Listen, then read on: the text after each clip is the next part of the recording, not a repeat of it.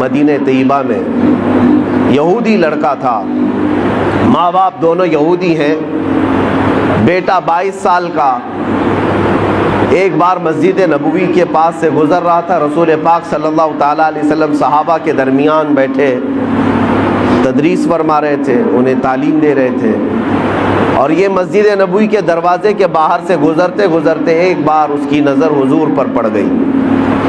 نبی پاک صلی اللہ تعالیٰ علیہ وسلم کو دیکھتا کھڑا رہ گیا، اور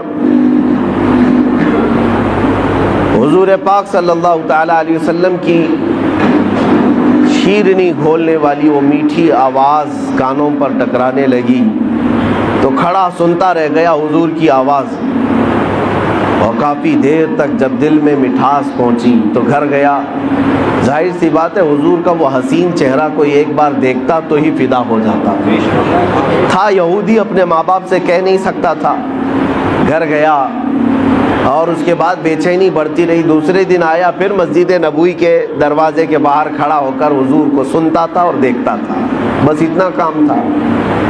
چند دنوں کے بعد کسی نے دیکھ کر کے اس کے ماں باپ کو خبر کر دی کہ تمہارا بیٹا تو محمد کے پاس جاتا ہے صلی اللہ علیہ وسلم، تمہارا بیٹا، تم تو یہودی ہو لیکن تمہارا بیٹا محمد صلی اللہ تعالیٰ علیہ وسلم کو دیکھنے جاتا ہے، ان کی تقریر سننے جاتا ہے۔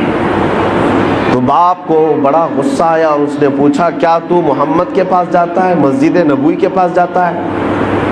بیٹے نے کہا ہاں، ان کی باتیں مجھے اچھی لگتی ہیں، ان کا چہرہ مجھے بڑا اچھا لگتا ہے، لیکن باپ نے سختی کیا کہ آئندہ اگر تو جائے گا تو میں تیرے ساتھ سخت سزا کا معاملہ کروں گا، لیکن یہ محبت ہوتی ایسی ہے، اور وہ بھی میرے مصطفیٰ سے ہوئی۔ اس زمانے کے ہم نے واقعات دیکھے ہیں، ساری دنیا کو صحابہ نے چھوڑ دیا مگر چہرے رسول کو کبھی نہیں چھوڑا۔ اس نوجوان کے ساتھ بھی یہی ہوا، 2 دن گھر میں رہا، تیسرے دن پھر نکل کر کے آیا، مسجد نبوی کے باہر کھڑا حضور کو دیکھتا رہا۔ باپ آیا ڈھونڈتے ہوئے، دیکھا جب حضور کو یہ چھپ کر کے دیکھ رہا ہے، وہیں سے پکڑ کر لے گیا اور اپنے گھر پر لے جا کر زنجیریں باندھ کر قید کر دیا، قید کر کے رکھا، مارا توڑا، اور کہا کہ آج کے بعد سے گھر سے باہر نہیں جا سکتا۔ اب گھر کے اندر قید تھا، چند دنوں کے بعد بیمار ہو گیا۔ ظاہر سی بات ہے کسی محبوب کو اس کے محب سے، یا کسی محب کو اس کے محبوب سے جدا کر دیا جائے، یہ بیماری بہت بڑی ہو جاتی ہے۔ وہ تڑپتا رہ گیا اور بیمار ہو گیا، کمزوری آ گئی۔ باپ نے زنجیریں کھول دیں، لیکن گھر سے باہر نکلنے نہیں دیا جاتا تھا، گھر کے اندر ہی قید رہتا۔ پھر یہ بیماری اتنی بڑی جس کو فاضل بریلوی نے کیا کہا ہے، جان ہے عشق مصطفیٰ روز فزوں کرے خدا، جس کو ہو درد کا مزہ ناز دوا اٹھائے گی۔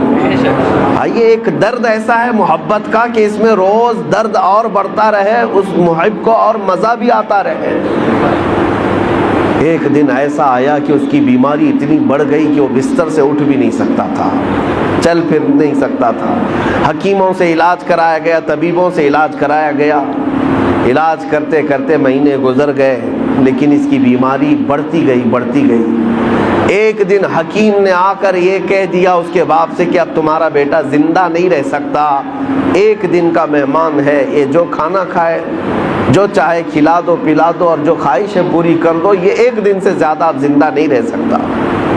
جوان لڑکا ہے، 22 سال کا، موت کے کنویں میں جا رہا ہے۔ ماں باپ کے دل پر کیا بیتتی ہوگی، رونا دھونا بھی تھا، لیکن بچے کی، بیٹے کی محبت غالب آ گئی۔ بیٹے سے پوچھا بیٹا ہم نے تیرے ساتھ اگر ناانصافی کی ہے تو معاف کر دے، اگر تیری کوئی آخری خواہش ہے، کچھ کھانا پینا چاہتا ہے تو ہمیں بتا دے، ہم تیرے لیے حاضر کر دیں گے۔ اس نوجوان نے بستر پر لیٹے ہی اپنے باپ سے کہا میری ایک ہی خواہش رہ گئی ہے کہ ایک بار پھر سے محمد کا چہرہ دیکھوں صلی اللہ علیہ وسلم۔ باپ پگھل گیا۔ ماں نے بھی کہا لڑکے کی کہ جاؤ، اگر وہ دیکھنا چاہتا ہے تو جا کر ان سے کہہ دو محمد صلی اللہ علیہ وسلم سے کہ وہ ہمارے بیٹے کو ایک بار ملاقات کر لیں۔ تھے تو یہودی، کٹر یہودی، حضور کو بالکل برداشت نہیں کرتے، وہ دشمنی میں تلے رہتے۔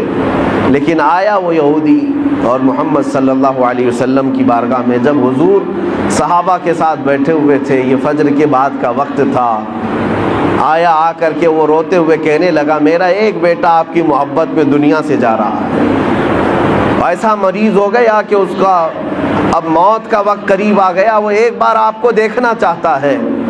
رسول پاک صلی اللہ تعالیٰ علیہ وسلم اسی وقت اپنی مجلس سے اٹھے، اپنے صحابہ سے کہا چلو میرا ایک دیوانہ دنیا سے رخصت ہو رہا ہے۔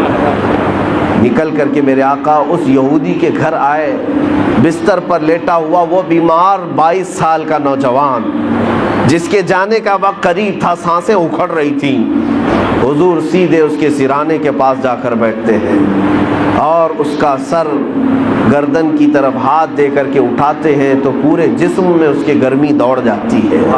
میرے آقا صلی اللہ تعالیٰ علیہ وسلم کا لمس پایا ہاتھ کا، جسم کے اندر طاقت محسوس ہوئی اور چہرہ کھل گیا، دیکھا آنکھیں بھر کر کے حضور کے چہرے کو، مسکرانے لگا اور کہا کہ میری زندگی وصول ہو گئی، میری زندگی وصول ہو گئی۔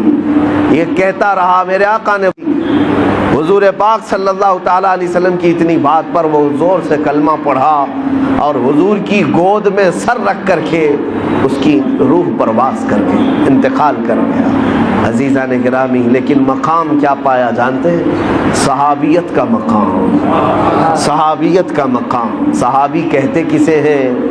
غوث اعظم عبد القادر جیلانی رضی اللہ تعالیٰ عنہ سے پوچھا گیا صحابی اور غوث کے مقام میں کیا فرق ہے؟ آپ فرماتے ہیں غوث اور صحابی کی بات کرتے ہو؟ صحابی رسول جن گھوڑوں پر بیٹھ کر جہاد میں جایا کرتے، ان گھوڑوں کے ٹاپ کے نیچے سے جو دھول اڑتی تھی، غوث وہاں بھی نہیں پہنچ سکتا، وہاں تک بھی نہیں پہنچ سکتا۔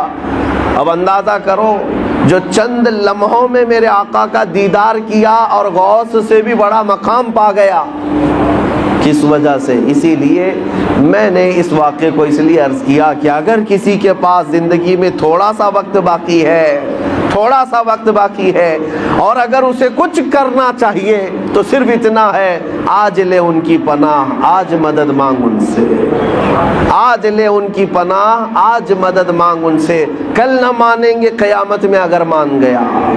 اعلیٰ حضرت نے فرمایا پھر قیامت میں تو ہر کوئی حضور کو ماننے لگ جائے گا، جو مقام و مرتبہ وہاں پر دیکھے گا ہر کوئی کہے گا یہ میرے آقا ہیں، لیکن کمال یہ ہے اے مومن آج تو ان کے قدموں